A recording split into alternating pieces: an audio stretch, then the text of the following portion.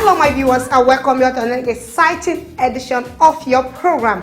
My name is Mercy Alexander.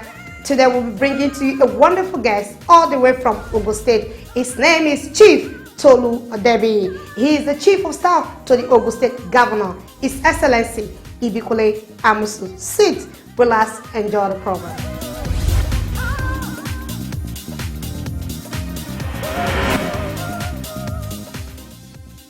Our exclusive guest is a result-oriented corporate executive with over 25 years of both international and local real estate corporate management experience. Tolu Odebiyi hails from Ogun State. He is a progressive political activist and former senatorial aspirant for the All Progressives Congress APC in Ogun West, Ogun State. Tolu attended Government College, Ibadan.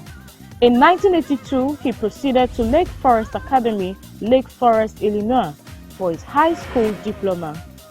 Tolu holds a bachelor's degree in building construction and engineering technology from Wentworth Institute of Technology, Boston, Massachusetts. His career spans over several real estate development projects in both the United States and Nigeria. Tolu Odebiyi holds strategic responsibility, amongst others, for project structuring, operations, project development and management, project analysis, transaction management, and real estate advisory. He oversees and initiates various development projects, both in Nigeria and Ghana. In 2003, Tolu was selected to serve as a member of the think tank Transition Committee on Housing in Ogun State in recognition of his skills and competencies. He was a member of the Ogun State Judicial Service Commission under the APC. Tolu Odebiyi is currently the Chief of Staff to the Governor of Ogun State.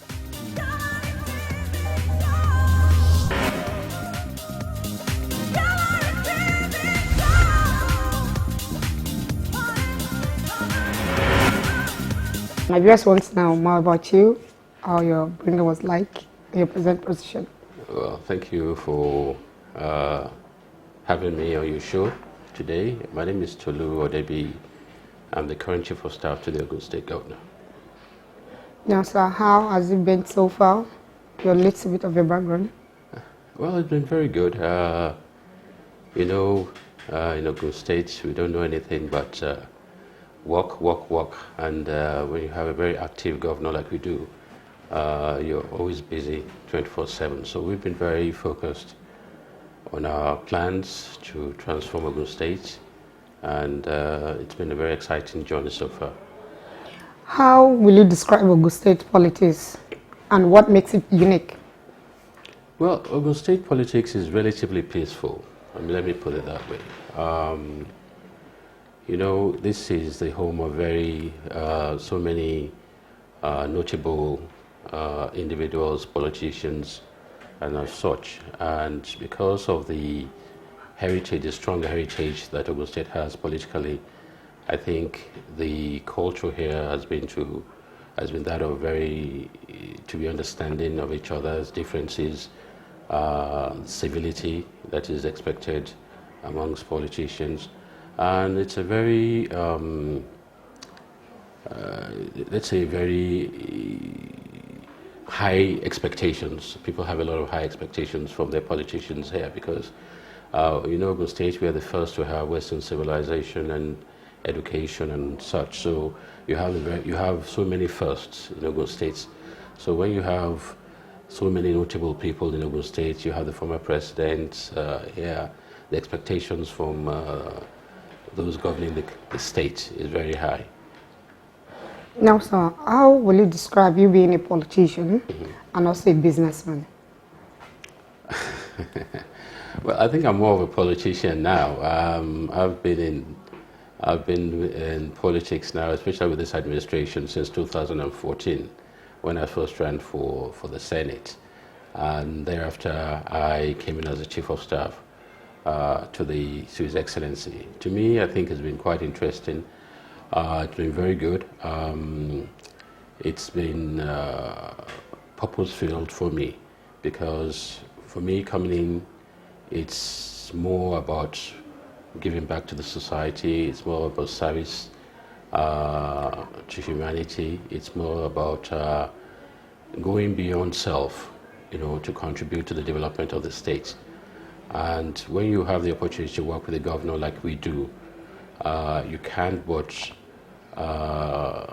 live up to those ideals, because he's somebody who is very transformative, he's somebody who is very hardworking, he's somebody who is deeply compassionate about his people, about the people, and all of us that share in those values and ideals also we just fall in place with him and do what we need to do. Now, I also want you to tell us more about your business world, because you are a businessman. I've been in the real estate business for a while now, and that's where I was before I got into politics. I was the MD of Iboro Industries.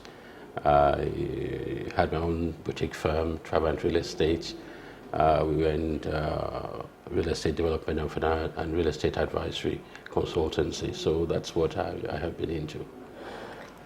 Thank you so very much, sir. Now, sir, let's talk about your interest in running for any electoral position now or later. Well, I think first and foremost, it's more about service. I mean, my interest is more about the opportunity to serve and make a difference in people's lives. I think that comes first and foremost for me more than any other ambition. So it's not about the position itself, it's more about the opportunity to make a difference and contribute your own quota to the development of Ogun State. Yes, it's true that I come from a political family. My father was a former minister at the Western region and also a former senator. But all that being said, it's also about yourself and what kind of values and what kind of direction you want for yourself in life. And for me, I've chosen to go this route because I feel the need to contribute to the development of Ogun State and also to serve the good people of Ogun State. That's good to hear. What are your motivation and what you intend to do different from other politicians who have been elected so far? Well, my motivation is definitely to continue on the trajectory that we've been on. For the past 7+ years now, this administration is coming to an end next year. We've been on a mission to rebuild Ogun State. And what we mean by that is trying to make sure that every facet of our society and economy is transformed, be it education, be it in agric, be it in housing, be it in health, be it in infrastructure. We have focused aggressively on all these areas, especially in infrastructure, because we needed to create the enabling environment for a lot of industries to come in and set up here and also absorb a lot of our unemployed youths. So the motivation for me is that we have an administration and I have a governor that is very committed to the transformation of the state, which I am also. And what we intend to do is to make sure that there is consistency in our policies, in our programs, at least for the next foreseeable years ahead. So for me, it's building on the same programs that we've built together and making sure that wherever he ends, we'll continue to take a look at it. Wherever it needs to be improved upon, we improved upon. Areas that we have not been touched, we'll try and make sure that we touch those areas and just make sure that the transformation and the mission continues and hopefully people will start to, I'm sure, years down the line, they'll see the transformation. That's what we've set out to do. So far. Now, how will you describe yourself? What is the value you intend to promote among youths at heart in Ogun State? I consider myself a youth. I know you might find that very, but you'll be surprised that I'm more of a youth than an adult. I'm very much concerned about the high rate of unemployment in this country. I think it's important that we give the youth something to aspire for. We give them hope. It's important that we give them, we direct them in the right areas that they need to be directed in order to enable them to be able to gain meaningful employment. One of the things that I want to do is, that obviously that we've been doing, and also I hope to do, is to make sure that we first of all, we continue to develop our vocational and technical education. We continue to build, develop our entrepreneurial skills for our youths. We continue to provide enabling environment for industries to come in and employ our youths. Make sure that there's the communication between government and the students and the youth is constantly communicating, so they know exactly what is, what you're doing at any given time, and also they also know that you deeply care about them. Because what I find sometimes is that when youths become very restive, you see that it's due to sometimes miscommunication between what the government is doing and them not understanding where you're going. So for me, the whole idea is for us to continue to engage them, to continue to into meaningful employment, to continue to provide enabling environment for industry to come in and absorb them, and able to give them things to look forward to, opportunities, whether be it in sports, be it in the arts, something to engage their time and give them meaningful, grant them meaningful employment and development.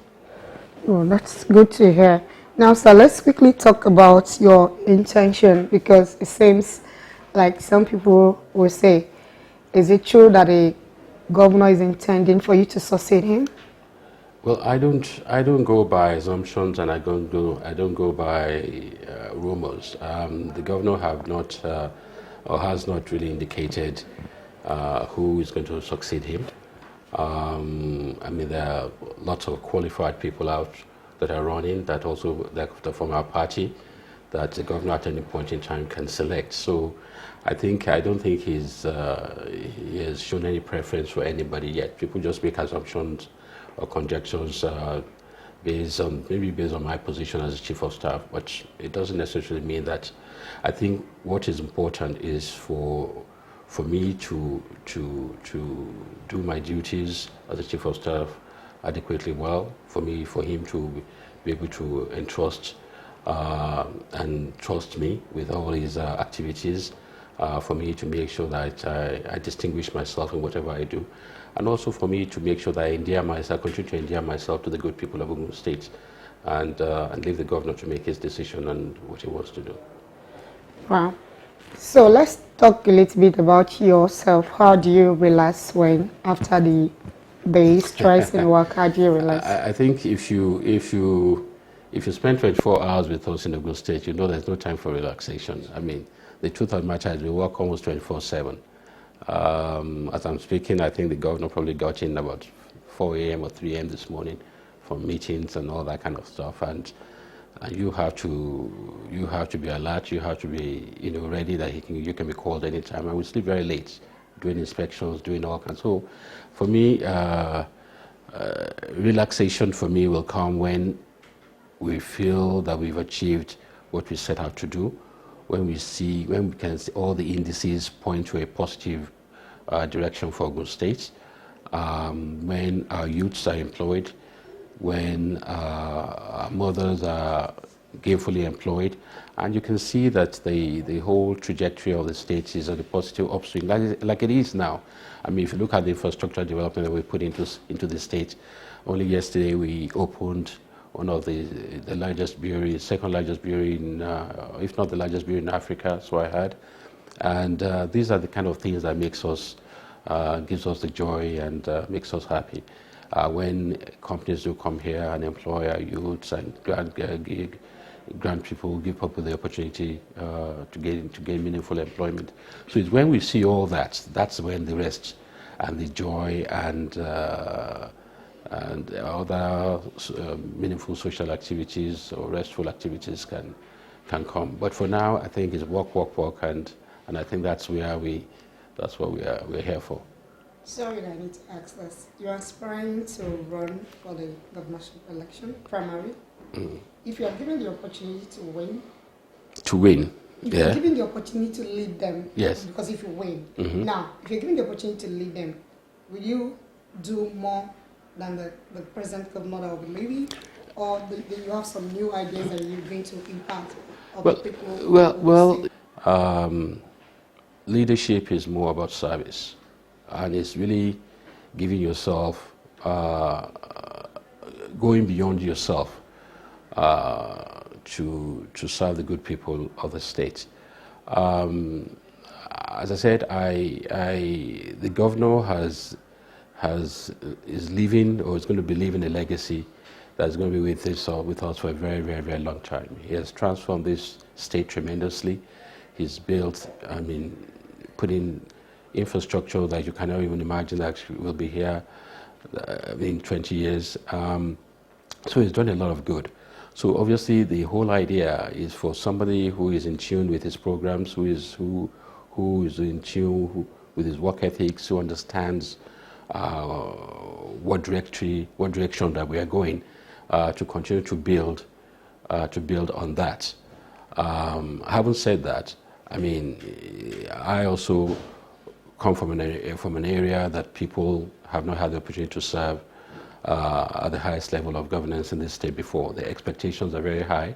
People are looking forward to somebody who is going to be there, who's going to lead them and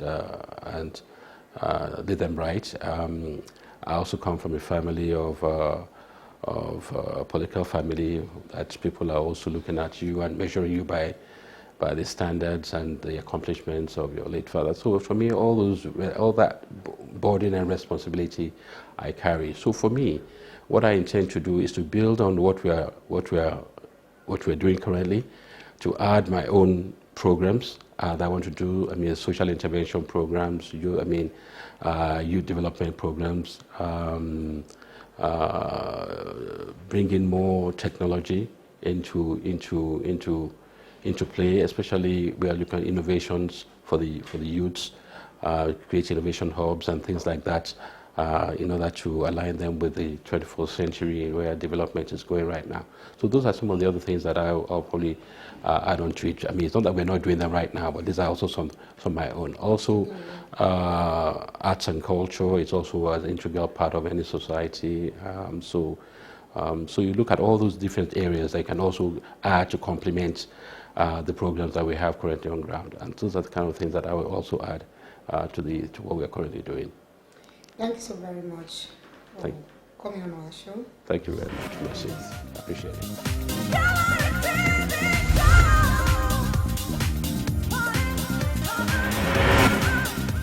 Wow, I'm sure you enjoyed today's package. But anyway, if you want to be part of our program, why don't you call us on the number on the screen or follow us on our social media handle. I still remain your host, Mercy Alexander. Bye and have a wonderful week.